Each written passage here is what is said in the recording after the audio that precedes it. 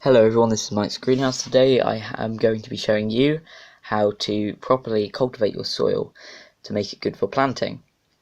So in this video I am going to show you one method, but I am quickly going to brush up on the first method. So you could simply use a fork in the ground, but unfortunately, as shown here, my ground is very hard. But if you were to use this, you would use it just like a shovel, get it as far as you can and pull it up. But my soil is too rooty and too hard to be able to do anything with, so I'm going to be doing what's called double digging. So, not to be confused with double dipping. Basically, you dig a square in the ground, as I'm about to show you. Now, if you see me picking things up, there's quite a lot of rubbish in this soil, but there's also lots of bluebell bulbs, so I'll probably be picking those up throughout this video.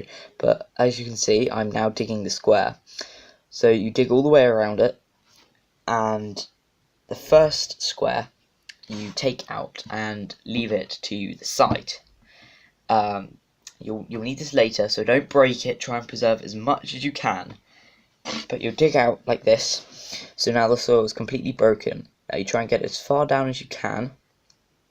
Jump on it, and then basically dig this square up. You can use your hands. I tend to use my hands when doing this. So simply lift up, as you can see here. Oh, I slipped. So you'll now see me lifting it up. There you go. And my soil is quite rooty, so this first one does fall apart, but it's still intact enough that I can use it,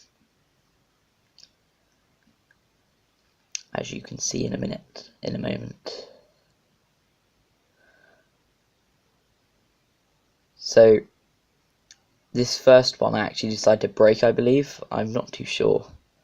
Let's see. Yeah, I throw this one and break it because it wasn't a very good one. If I remember correctly, it had some roots in it.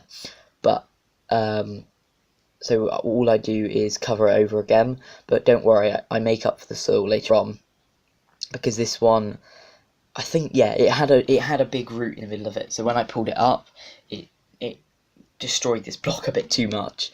So I threw it over, but I still used it later on. So it wasn't the best of examples, but as you can see, I am trying to dig out the little square a bit better. So I've put all of the soil just behind me for one moment until I finished. So I'm now repeating this process, but next to it, trying to get it as deep as I possibly can. Make sure you do have good tools for this, because especially my ground, it is very rooty and very solid, especially because this hasn't been done for a very long time. So this will be the second one. So what I'll be doing is, when I dig this one up, I'll be doing something slightly different.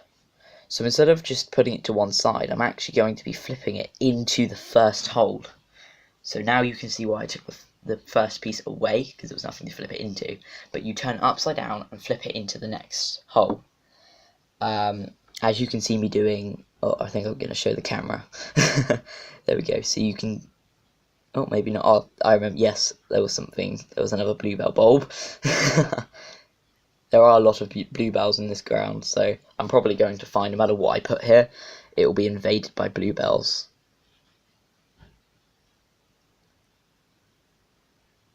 Another thing you want to make sure to do is any stones, throw them away, because they will cause problems later on. So the reason why I'm doing a voiceover is because there's a lot of background noise, so it's not synced up with what I'm saying at all, because it's completely different to what I'm saying.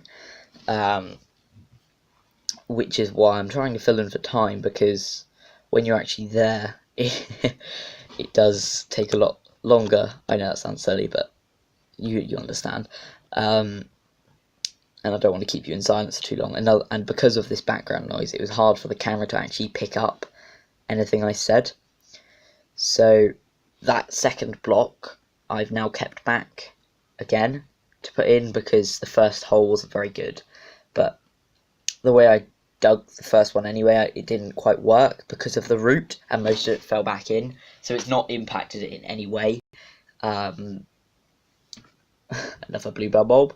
So there were actually quite a few terracotta pots on here, and as I was lifting one of them off, one of the side rims actually came off, so hopefully I'll be able to super glue it back on. So now you can see me making the holes for my second square or clump, whatever you want to call it. So this method does take some time, as you can see here, and I think it's going back to when I finished, well, when I've done a few more. So by this time I've done quite a few, although you may not be able to see it from this angle, but I have done a few more. I went back a bit and sideways and all. So I'm now doing these corner ones because I wanted to show you, basically, because of how I have it, a lot of the soil has clumped to the sides. So this is really just reference to anybody who's doing in a raised bed how you do it, because obviously it's a lot harder, especially if you have a wooden one. I'm not so bad, but you obviously only need to do it twice on the edge, but it's really just showing you don't cut the bit by the raised bed wall, because you'll get problems. So now you'll see me turn it over, I think, there we go. So then you just kind of pat that down a bit, and another bluebell bulb. So you'll pat it down, and that is another one done. So I continue this now for quite a while, but I cut back, I do believe, to when I'm finished, only because it was taking so long. So this is the second piece of footage now, and as you can see, I have finished, and I show you there by just running my hand through the top, and it is a lot more loose. It was actually very difficult to do the end. I had to redo one part because I stood all over it. So, well, I didn't redo it, I got the rake and raked over the bit I stood, and it fixed it.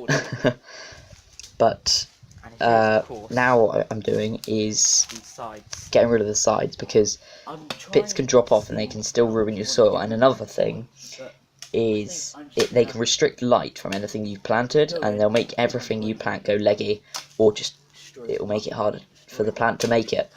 So I start doing a gentle trimming, but in the end I cut it completely down to about a couple of foot high, because these had gotten very out of control. But the plant will still be okay, and as you can see, when I completely dehead it in a minute, you will be able to see that I have obliterated it, but it has still got plenty of greenery. So I think it's about now that I get the idea to take the bigger pieces off, I think, because I got a bit annoyed with how long it was taking. So I just cut the top off, but this will help it. It will help this plant that I'm doing it to bush out a bit better, and then I can constantly prune it and look after it a bit better. But also it will help my plants because they won't have to grow really leggy to get sunlight. They'll have an ample amount of sunlight. So here it is now when I just kind of go in and completely obliterate it. But as you can see, there's still plenty of greenery or foliage left, so it's not going to affect the plant too much. If anything, it's helping it, like I said. But also I do make a lot of mess with this, but it was amazing actually, as I was cutting this, how many brambles and vineweed there were around this, and I'm glad I spotted this because I was able to stop this then, because otherwise this would have affected my crops later down the line.